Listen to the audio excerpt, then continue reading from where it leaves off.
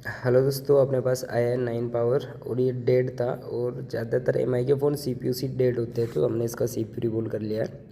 CPU remove करने के बाद हमने इसको वापस चेक किया। अब आपको कमेंट करके बताना है कि क्या ये फ़ोन ऑन हुआ या नहीं।